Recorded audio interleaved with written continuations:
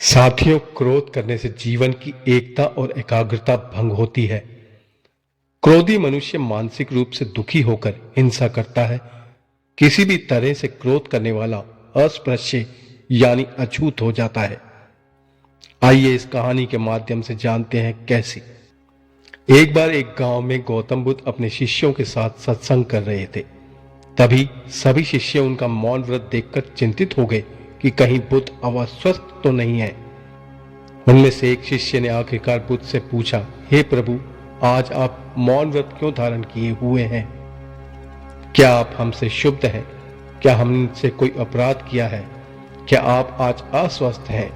बुद्ध फिर भी मौन व्रत में ही रहे। तभी बाहर खड़ा एक व्यक्ति जोर से चिल्लाकर बोला, हे प्रभु, आज मुझे सभा में बैठने की अनुमति प्रदान क्यों नहीं की गई?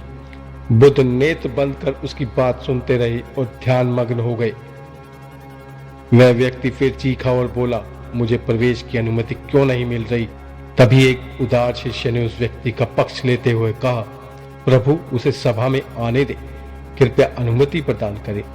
बुद्ध ने अपनी आंखें खोली और बोले, नहीं, आज उसे आज्ञा नहीं मिलेगी। वह अस्पृश्य है, अछूत है, उसे आज्ञा नहीं दी जा सकती। शिष्य असमंजस में पड़ गए। अछूत? वह कैसे? शिष्यगण आश्चर्यचकित रह गए।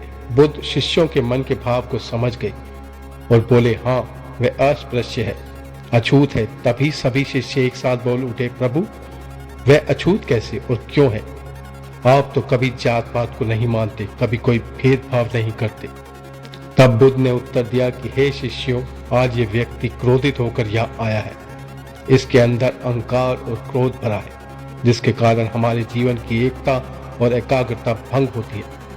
क्रोधी व्यक्ति मानसिक हिंसा करता है। क्रोध में व्यक्ति की सोचने समझने की क्षमता लुप्त हो जाती है। वह समाज की नजरों से गिर जाता है। क्रोध आने का प्रमुख कारण व्यक्तिगत या सामाजिक अवमानना है। वह उपेक्षित, तिरस्कृत है, इसलिए वह अधिक क्रोध में है। और क्रोधी व्यक्ति पागल के समान हो जाता है। उसे इस समय, इस जगह का, इस समय का, संयोग का पता ही नहीं कि वह कहाँ है, वह कौन है। वह नहीं जानता इस समय वह किसके खिलाफ है, किसके सामने खड़ा है। इस तरह बासी, बेकार, फटे दूध को अधिक समय तक रखना मूर्खता है। उसी तरह क्रोध को अधिक समय तक अपने मन मस्तिष्क में रखना मूर्खता है। वह अपने क्रोध जैसी नकारात्मक गतिविधि से हमें और समाज को दिखाना चाहता है कि उसका भी अस्तित्व है। इसलिए किसी भी कारण से क्रोध करने वाला अस्पृश्य ही होता है। शिष्यों, क्रोध एक प्रकार की अग्नि है।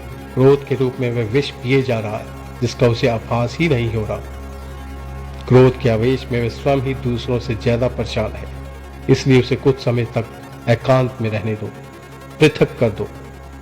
पश्चाताप की अग्नि में तप कर वह समझ लेगा कि अहिंसा ही महान कर्तव्य है, वही परम धर्म है। शिष्यों, क्रोध से आपसी संबंधों का नाश होता है। क्रोध मन को बिगाड़ता है, शरीर को बिगाड़ता है।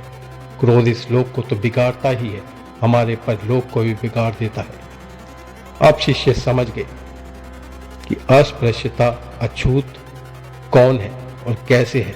क्रोध मनुष्य को भ्रष्ट बना देता है।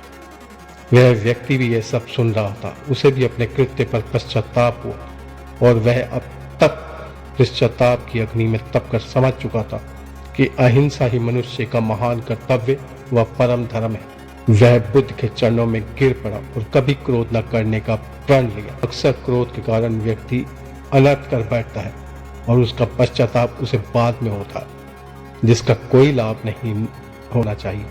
असल मायने में क्रोधित व्यक्ति अछूत हो जाता है और उसे अकेला छोड़ देना चाहिए। करने से तन, मन और धन तीनों की हानि होती है। क्रोध से ज्यादा हानिकारक कोई वस्तु हो ही नहीं सकती। साथियों, हमें भी क्रोध करने से बचना चाहिए। क्रोध काबू करने के लिए मौन धारण करें, ध्यान करें। ध्यान करने से मन निर्मल और शांत रहता है और विपरीत समय में भी एकाग्रता बनी रहती है और हम इससे, क्रोध से बचे रह सकते हैं।